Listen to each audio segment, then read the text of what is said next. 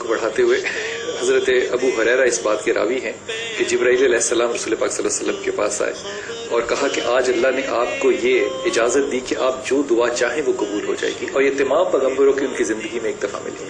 तो अबू हुरैरा कहते हैं कि रसूल पाक सल्लल्लाहु अलैहि वसल्लम ने कहा, उनकी आंखों में आंसू थे और कहा कि मैंने दुआ नहीं मांगी। अबू हुरैरा कहते हैं मेरी टांगों से जान निकल गई और मैं बैठ गया कि मेरे रसूल ने आज का वक्त ज़ाया कर दिया। रसूल पाक सल्लल्लाहु अलैहि वसल्लम ने फरमाया, अबू हुरैरा मैंने जिब्राइल से कहा कि ये अल्लाह मुझे मोहलत रोज़े क़यामत दे, मैं अपनी उम्मत की मग़फ़िरत की दुआ करूंगा।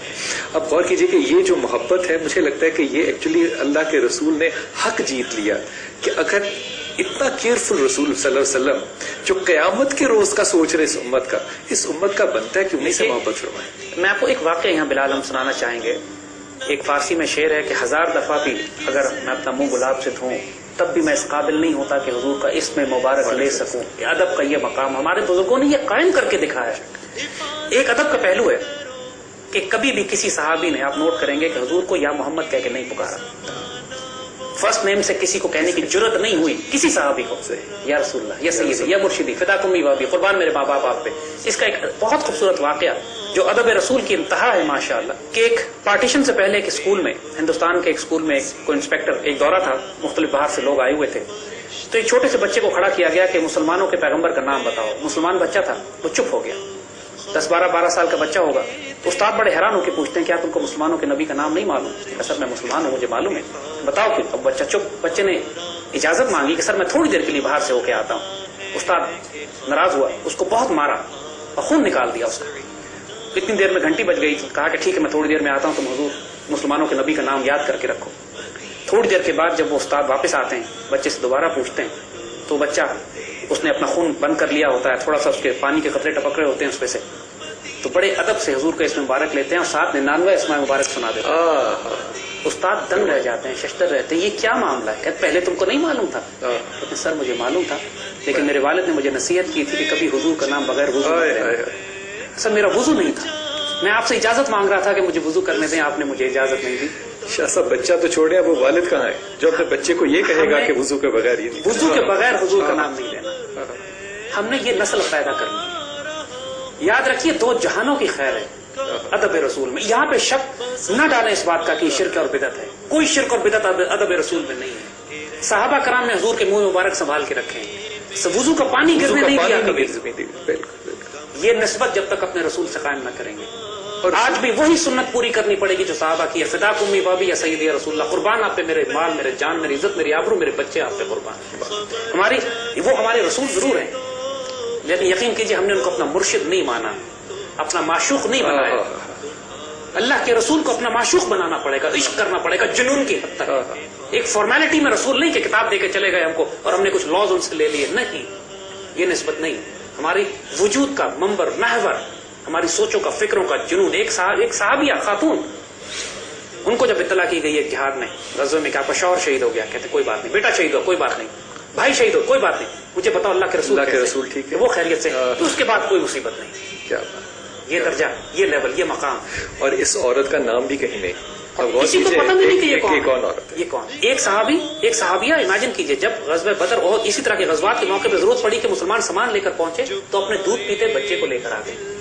अब हैरान सहाबी, अल्लाह के रसूल हैरान होकर पूछते हैं कि बच्चे, ये इस बेबी का मैं क्या करूंगा, बच्चे का मैं क्या करूंगा? फरमाती सैयदी आपकी तरफ तीर आए तो इसको आगे कर। अल्लाहुम्मा सल्ली व सल्लिम व बारिक अला सय्यिदिना मुहम्मद व अला आलिहि वसल्लम। ये इश्क रसूल होता है। यहाँ फतवे नहीं चलते, यहाँ पे शिर्क और बिदत नहीं कहलाई जाती, ये इश्क रसूल है। हम में से जब तक हम अपने रसूल से ये निस्बत कायम नहीं करेंगे, जब तक कि हम मदीना जाके हुजूर सल्लल्लाहु अलैहि वसल्लम से इस तरह बात ना करें, अपने आप को इस तरह प्रेजेंट ना करें, फिदाकुम वाबी जैसे साहबा प्रेजेंट किया करते थे, वो निस्बत नहीं कायम होगी।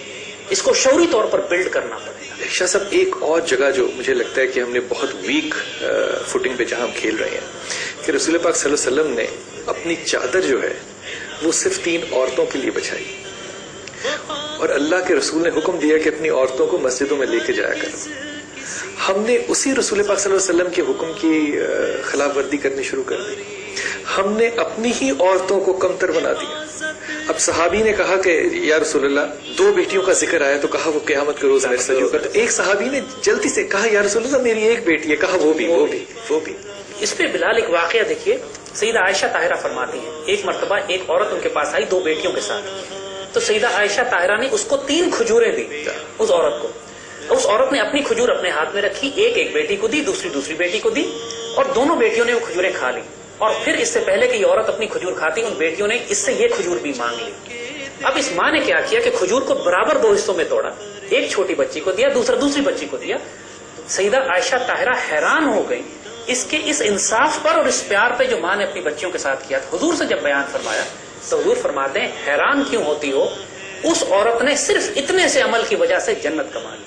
اپنی بیٹیوں سے انصاف اور محبت کرنے کی وجہ سے اتنے سے عمل پہ جنت کما لی. اور کیجیے ذرا، میں آپ کی بات کو بڑا کر رہا ہوں کہ حضرت ام ہانی جو ہے وہ بیوہ ہوئی، تو پرپوزل کی بات ہو رہی تھی، تو ام ہانی رسول پاک صلی اللہ علیہ وسلم کے پاس گئی اور کہا کہ یا رسول اللہ 2 بچے ہیں، آپ مجھے اپنی جان سے عزیز ہیں، لیکن میں نے اگر ان بچوں کو چھوڑا تو یہ معاملہ ناانصافی کا ہوگا، اور اگر میں نے آپ پہ اپنی جان قربان نہ کی تو یہ بھی ناانصافی ہوگی. اب غور کیجئے کہ یہ وہ لوگ ہیں جن کو کہ ہم نے اپنی تاریخ اور اپنی ذہنی قابلیت سے نکال دیا. ہمارا انٹلیکٹ جو ہے وہ مجھے لگتا ہے کہ شاہ صاحب پروٹوکالز کی طرف جا رہا ہے، اور یہ پورا پروٹوکال جو ہے نا اس وقت ہمارے انٹلیکٹ کے اوپر ایکڈیمکلی بیٹھا ہوا ہے. المیہ یہی ہے دیکھیے کہ انسان کی عقل بڑی محدود ایلیمنٹ ہے.